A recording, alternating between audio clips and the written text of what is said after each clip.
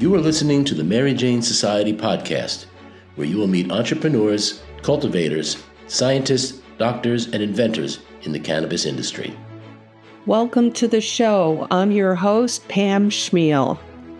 As the beverage industry heats up, convenience store operators are debating about embracing this fast-emerging category despite its legal gray area. Our guest today is Melissa VonderHaar. She's a nationally recognized expert in the convenience store channel.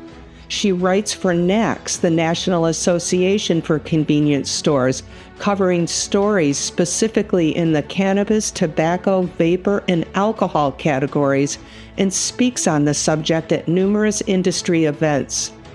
Today, Melissa shares important insights on why convenience stores will massively benefit from selling THC drinks, and it may be the tipping point for mass distribution and acceptance for this category.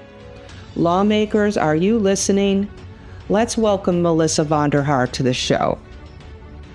Fundamentally, if you have the goal of making this mainstream and making it accessible, it can't be limited to the dispensary channel. It just can't.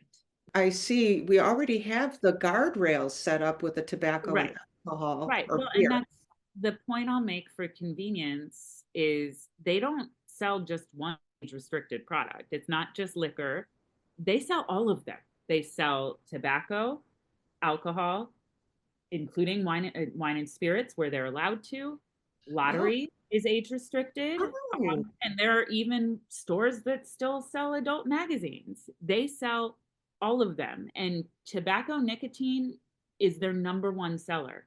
They cannot afford to not age gate. They just can't. It is too important. And their third biggest category is beer, which not every store is allowed to sell. And still nationally, beer is the third largest category for in-store. Fuel is still the biggest for everything, but they cannot afford to be lax about age verification. And the statistics will show that. I mean, the convenience stores check more IDs on a daily basis than TSA. That's a good data. Yeah, that's a NACS stat, and it's one of their favorites. And I get it. They're a very easy kind of picking ground because there are 152,000 C-stores in the United States. It is the largest retail chain. It is huge, and 90,000 of them are single store operators. So it's, that's interesting too. Yeah. It is a large single stores really make up the majority of this industry. Which is both good and bad. It's whenever you're talking about that volume, you're going to have some people that are bad actors. That's going to happen. But by far and away, that is not the case. And in fact, those single store operators are often the ones that are really willing to take chances on a new category, right? Because they are not dealing, 7-Eleven, Casey's, they have to deal with their GR team saying this is federally illegal, and I know it's kind of in this gray area, but no, we can't touch it, because if the FDA chooses to come down on someone, they're going to pick a big guy. That's right. That's I think that is starting to change as we see Total Wine come into the THC beverage space. That's a pretty big prominent retailer. As you see DoorDash say, we are going to have a THC category where it's legal on a state basis. And you can order THC beverages. Alas, New York is behind on that as well. So you and I can't get them, but New Jersey, go ahead. These are some pretty big players that are publicly advertising that they are in this space. So I think we'll start to see some changes. There's some stuff I know about that I am unfortunately not yet allowed to talk to. It's on NACS's agenda to kind of take a stance on this. Mm-hmm. So I would suspect in the next couple months, they'll have an official position in support of low-dose THC beverages, and possibly allowing vendors at the show, which is a big deal. So that hasn't happened yet. So NACS's position largely has been, if we will only allow legal products at the show, because we do not want the federal government Oh, or the state big show. authorities raiding the show. And they know that, hey, there are thousands and thousands of people here attending this. It's the same. If the federal government wanted to make a show, NACS Yeah, is a target. Um, it's not but worth it. yeah, but that said, because they dealt with this with CBD back in the wake of the Farm Bill. And for a couple of years, when CBD was the big hot thing before kind of people understood what different cannabinoids do and don't do, and that CBD was not going to get anyone high, and therefore the consumers of a convenience store are probably not terribly interested in a solely wellness product at a Circle K or a 7-Eleven. But they did have a CBD area of the show where people could have their booths. They were not allowed to sample for the kind of regulatory. You can have empty packaging so that if the feds were to come in, they would see that you're not selling or sampling anything with cannabis. You are just showcasing your brand and talking to retailers about it. So I would suspect, and again, this is not for public anything yet, but I would suspect that is the direction that they'll probably go in. Though maybe, as I mentioned, there's a couple retailers that are really invested in this space, and they're pretty high up in the NACS infrastructure. So they've been advocating for this as well. So it's possible, I would love. It's going to be a revenue driver. I mean, it's going to be up on one of those top ones that you were listing. Well, it reminds me so much. I started in the convenience channel kind of right as e-cigarettes and vape were becoming a thing. And it is so, so, so reminiscent of those early days where everybody isn't quite sure what these products are and aren't. Are they going to take off? Oh, wait, there's tons of consumer interest. This all makes a lot of sense. But oh, there's like 8,000 people, like different brands and companies. So who's going to survive? What are the regulatory structure going to look like? But you see it, and I see it and I go, I don't know what this is going to look like in 5 years from a like regulatory perspective, but I know it's here and it's going to be big, and it's just kind of a matter of how those logistics shake out. So it's better to be proactive and embrace it, which they were slow to make any kind of statement on vapor and e-cigarettes. So, I mean, they allowed the products because those were still technically legal at the time.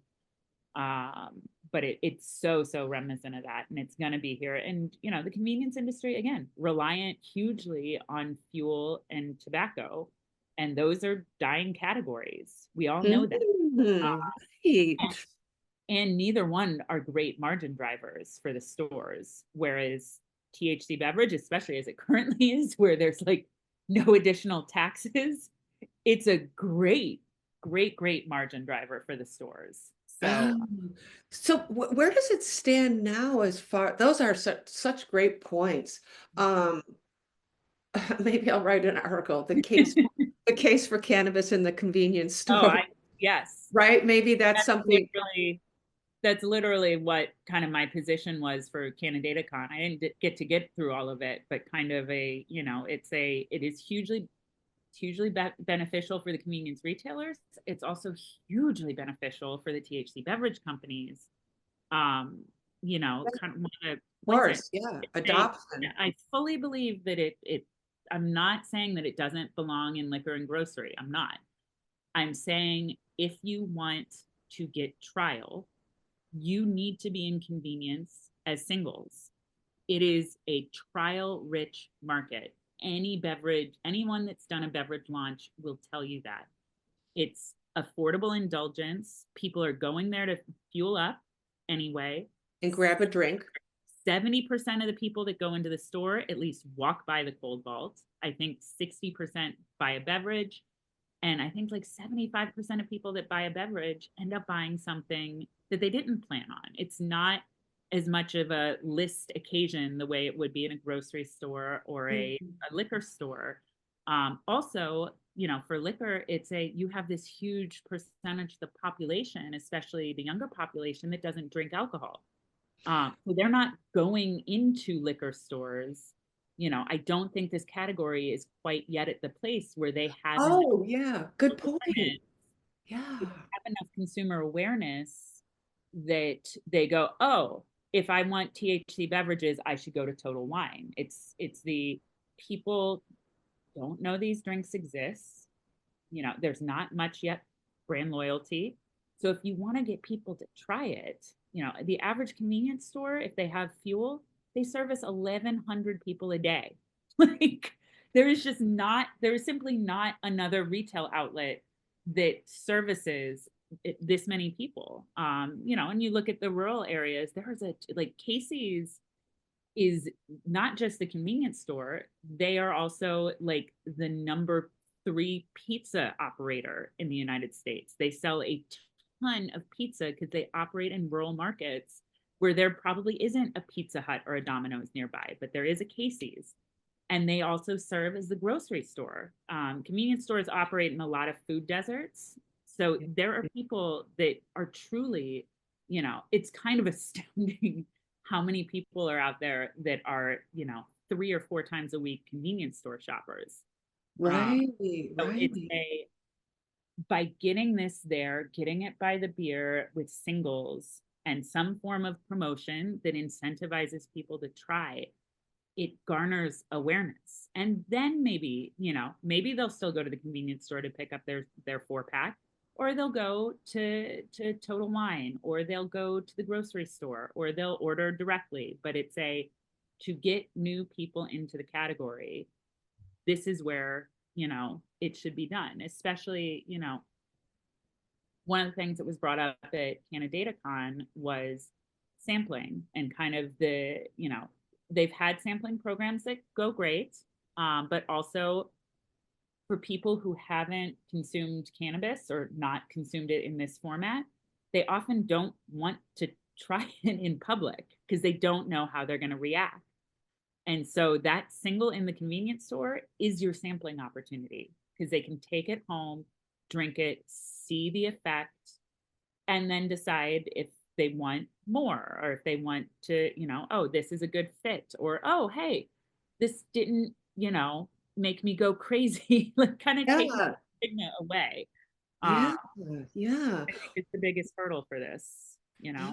That's really great points. So what is the state of uh drinks, hemp-derived drinks in convenience stores? I mean, because as you know, we really don't, we're not living that life, so I don't know Right. what's going on out there. So, no Are there? surprise, data is pretty much impossible to come by. Especially specific to drinks. It's not something Nielsen is tracking. It's not the NACS. NACS has a kind of state of the industry numbers report, but they only track legal categories. So it is not categorized in there yet. Now it might be showing out. I'm going to be that event will happen in April. I'll be very curious to see if it's sneaking into like the non-alc part. Mhm. Because a lot of it is just based on how retailers categorize it and all that. But so what I'll say is that there are more and more carrying it. Parker's out of Georgia has it in all but 2 of their stores. You're hearing more and more about it. There are lots of retailers that would like to carry it, and they just aren't quite sure. But what I would say is it's primarily in smaller retailers right now. Okay. Okay. So, Yeah, because I haven't investigated it yeah, like it's hard because then there's also people that are in it but don't want to advertise it. They're in right. it just yet. So it's very much, there's a lot. What I will say is there are a lot of people that are watching it and kind of trying to determine the right time to jump in. There's also retailers in states like California or Colorado or New York that would like to be in it, but because of state regs, they can't. And the other thing I'll say is, and this was a learning of mine at CanadaCon, is there are so many more beer wholesalers that are really, really investing in this space. And they are helping kind of service those independent C-store operators. So, you know, I unfortunately don't have, I only have anecdotal. Yeah, I'm just curious, like, but I guess I could see, Right. you know, logically, like you're saying, the one there's a lot of one store operators. So for a brand, you'd have to be knocking on those doors. You know what I mean? It's I harder think than like so. so Yeah, and that's what's hard, right? It's not. it's not, yeah, it's It's not not easy. an inch deep, or yeah, sorry, you know, mile deep and an inch wide. It's for convenience, you really have to be a mile wide and an inch deep, which is really hard. But that's where those wholesaler distributors come in, because they are kind of playing that role. And I know that there's some other sales organizations that are out there to kind of help serve. So they partner with the brands to kind of say, hey, we have connections to all of these independent C stores. So rather than you and your team of 20 people trying to call on each one of them, we will do it as part of our, you know, we represent 20 beer brands and THC. Right. So it's Okay. Yeah, so they already have it. there are models out there to deal with it, and that's usually where the wholesaler distributor comes in. So seeing that they're involved, like that makes a huge difference. And what I can say, so this again is anecdotal, but the retailer I referenced in Minnesota that is invested kind of on, you know, both on the, he's invested in the co-packing and production side, but he also brought THC beverage into his stores. And, you know, in Minneapolis, you cannot sell menthol cigarettes or flavored tobacco vapor of any kind. So his tobacco category was just shot. Menthol cigarettes are 40% of the category. And in Minneapolis, it's not that they banned those products, it's that you have to be an adults only location. So liquor stores can sell them, convenience stores cannot. In the meantime, he has brought in THC beverage and hemp gummies, and he said that category now sells more than tobacco. Which makes sense, right? So yeah, that okay. So, He's so proving what yes, everybody else probably knows is going to happen, but they just aren't getting in yet. right, precisely. But I guess people are like him are doing things like that, bringing it in. But well, this was another big question I wanted to know is what is the typical distribution channel? Is it the same as the liquor store, like you said, like working off the distributors? It's the same thing because Well, that so, you know, and that's so it's for beverage, it's three-tier primarily. Now there are retailers that are doing direct. So there are, and that's similar within liquor. There are, you know, when it comes to products like this, there are some retailers that might say, you know what, I'm going to contact this brand and have them ship it to me direct. And that happens with vapor as well. So especially on the independent side, there are guys that are willing to do that, especially if they're being proactive. I think largely it's going to go to wholesaler distributor model would be my instinct. And that's similar with edibles. It's just a matter of there's different, there's, you know, there's basically the beer wholesalers and then kind of the traditional distributors that do candy, snacks, all of that stuff. But that's it's separate. Yeah. largely, yes. Yeah, those are generally separate. Though I guess I should ask, I'll have to ask one of the gummy companies that I'm talking to if they go through the beer wholesaler, because it is an adult use product versus the traditional ones. They Yeah. they do tobacco, so they do handle adult age restricted products. It's just I honestly don't know the answer to if Yeah. they're Oh, for uh gummies. yeah, for gummies. Because So that's going to be another popular oh, product. Are you absolutely. kidding me? I mean, that's like Oh, gum, and just it's yeah. well, So I didn't even think of that one yet because it's really right, worth focusing on the beverages. But right. Well, it's where, you know, it's I see the beverages as kind of more akin to beer, right? Where beer wine, where you're going to drink a couple. So it's not a one and done. And I think there's some learnings that have to happen because I do know there was a lot of talk about it's the 10 milligrams beverages are what's selling at liquor, but I don't think that's right to move only to higher dose.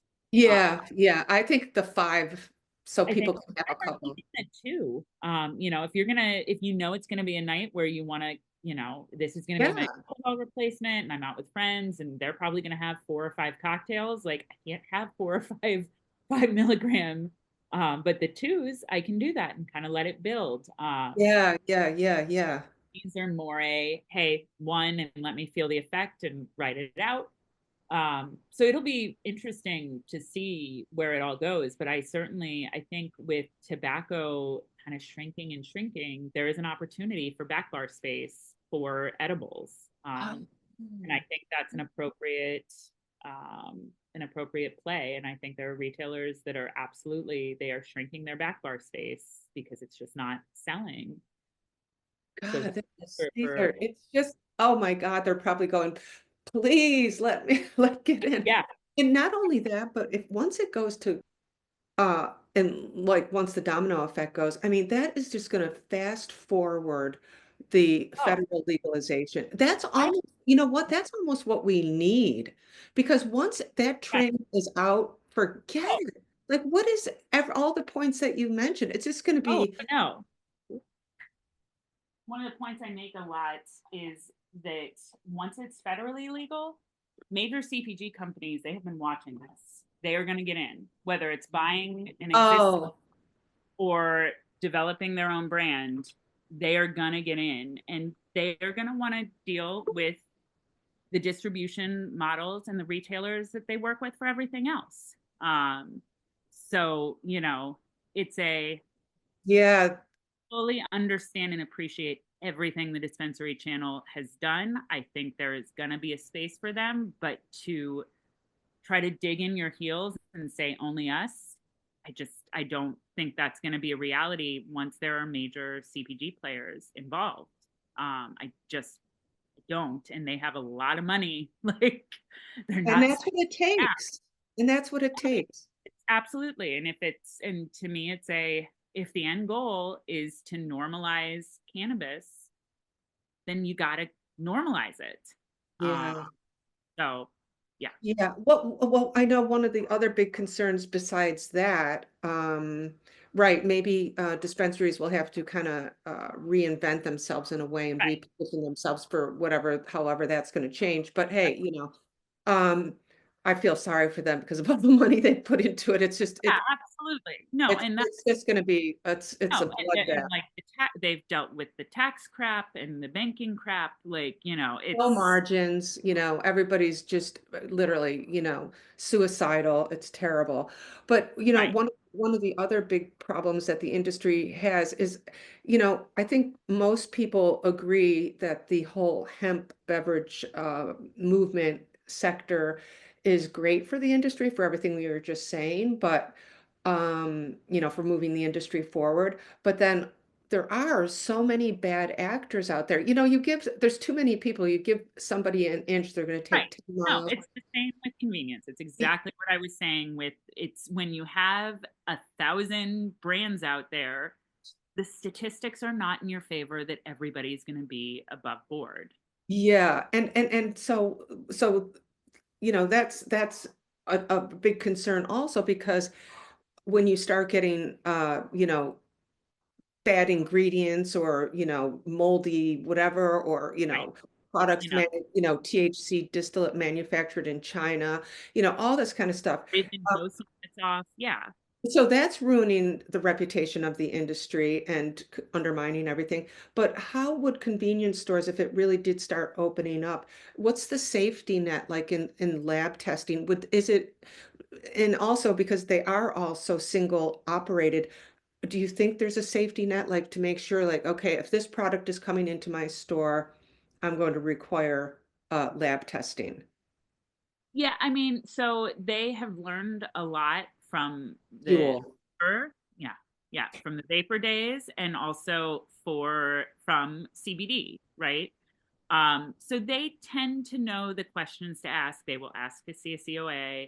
They will ask, they will certainly ask kind of what is the policy if the regs change and suddenly I can't sell these. What is the policy if we can tell this has been damaged. They will ask about the lab testing. So because, and that's frankly, that's part of the reason why I suspect the industry will be advocating for some form of regulation so that you have those, so that they don't have to ask those questions. So Maybe that, that will push it. Maybe that right, right. Maybe this again will push that forward. The right, government will say, "Oh my God, we really got to deal with this now. It's inconvenience." Now right. it's like, It's here, it's not going away, so let's regulate it and make it safe. Because right now there's no, on a federal level, there's no age restriction for this. And it's great that, it seems like the industry is self-regulating. I watched this happen with vape, but like also with vape, I was like, the vapor crisis with teens wasn't because people were selling them to kids.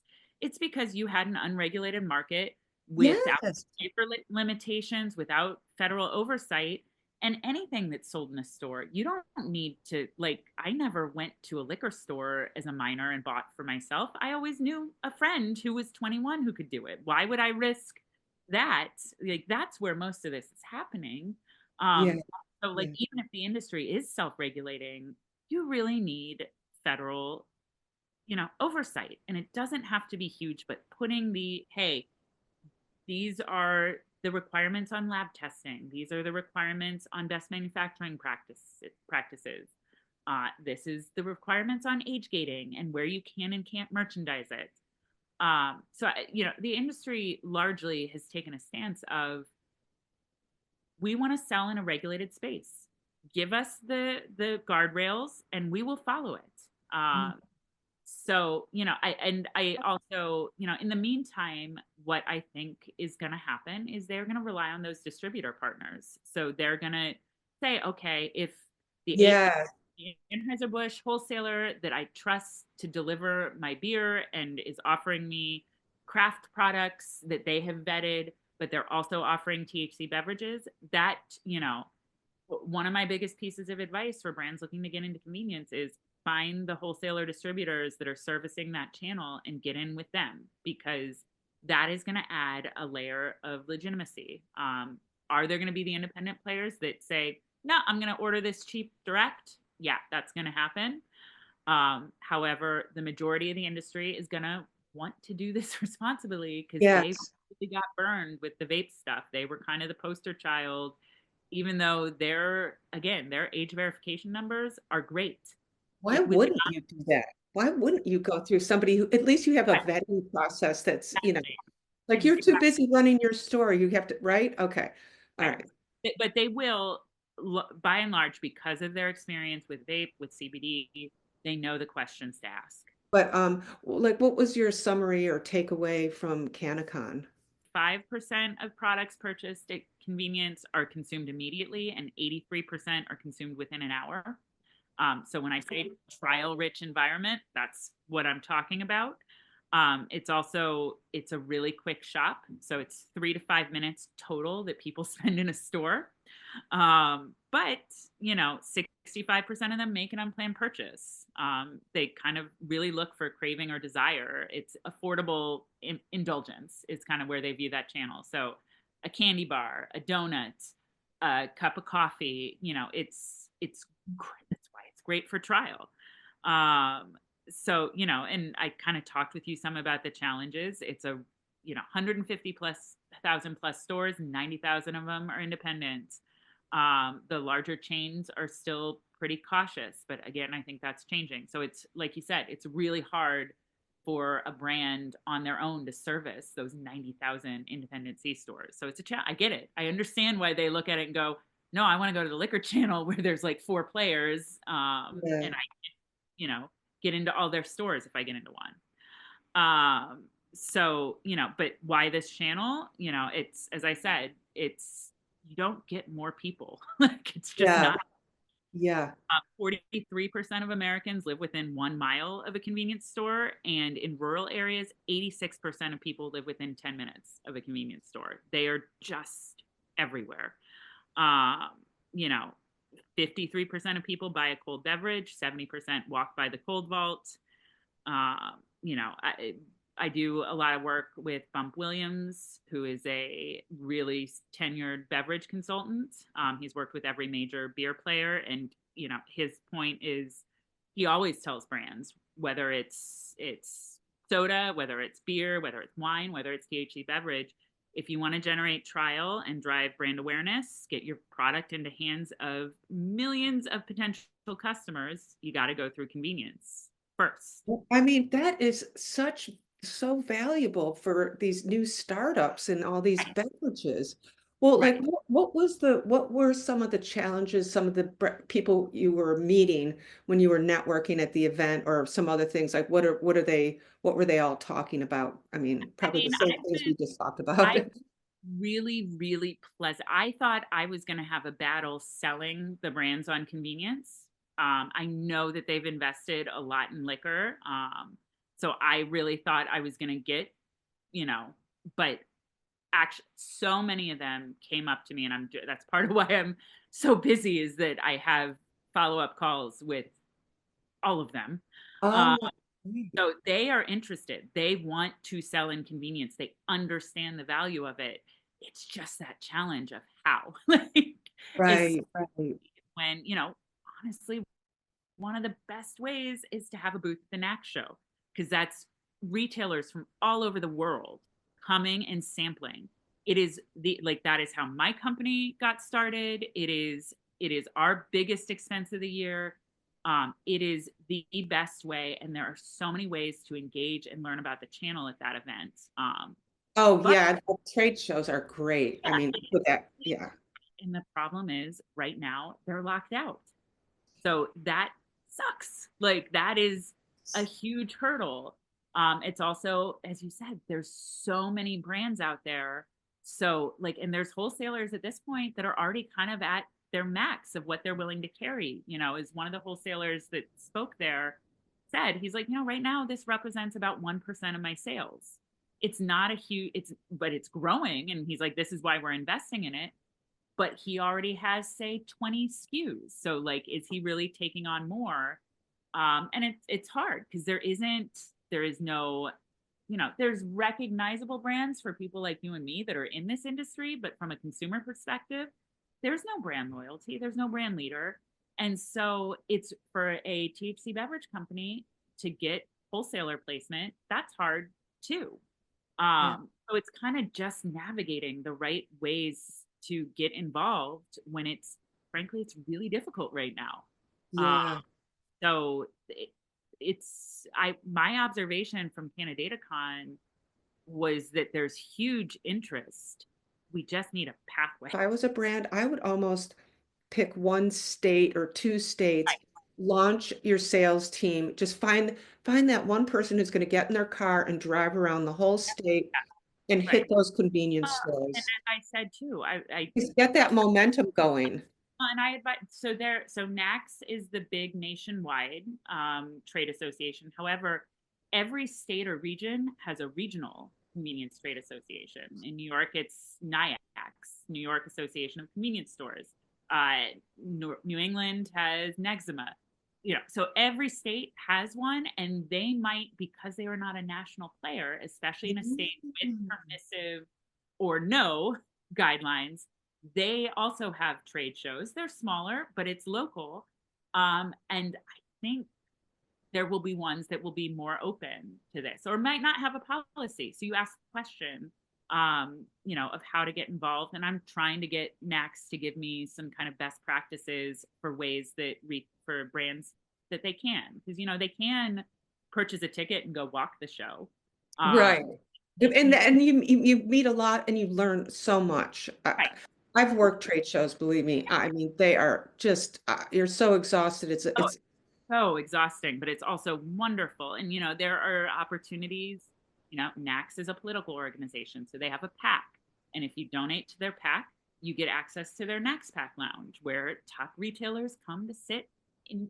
So I was like, I would donate to that. And I would talk with NACS about some of their other events to see if you can attend, so that you're learning about the industry, you're meeting people, and showing, frankly, that you're investing in this space. And yeah. that's just kind of best practice for anybody getting into convenience. Yeah, those are great tips just to start dipping your toe into the that Yeah, pool. Yeah. yeah. Well, and then it teaches you how to talk to the retailers too, and shows that you understand the unique challenges of their space. Because I think a lot of these brands are selling multi-packs in liquor, which you can sell in convenience, but if you want to make the money, if you want to get the trial, you got to do singles. And Like, some dispensaries only sell singles and yeah, some sell most, packs. Yeah. yeah, yeah. Um, and I know it's a really small piece in dispensaries. I think they're just not really set up for Yeah. beverage. Yeah. Yeah. But I I would think love it's increasing, but you're right that it's that. not even, it's just that's one category. Not what they're selling. They're, like, Yeah. Right. It's not they're selling. Wow, that's so amazing. I love this. I'm really excited about it because I feel like God, there's hope that it's gonna open up a dam really, because I, we yeah, all just have had the pressure, right. even working in this industry, Oh, there's yeah, no no, money flowing. I mean, it's just to have somebody. benefits are hard. Yeah, like every part of it is hard. And I'll say, like, the back to back. So I did Canada Con, and then I was at NACS's leadership forum and talked with a lot of people about, and there is a lot more openness and excitement on both sides than what I have ever seen before. And I really think, beverage is such an approachable format, and it's Mhm. what people are used to when it comes to social lubrication, to, social drink. Occasions, different occasions. That's what I Absolutely. hear brands talking about the Right. beverages, the Yeah. No occasions. occasions, but also just from a consumer perspective, it's people are used to drinking something to feel relaxation or to unwind or to spend, a happy hour or whatever. And a world where this is offered as an alternative, like, I think it has the power to open this up in a way we have not seen. And I just really, really hope the federal government doesn't screw it up. Like, I. Well, I feel like convenience is the key, honestly, to open up the dam. I really do. Push I, that, push, yeah. push they need. Come on, guys.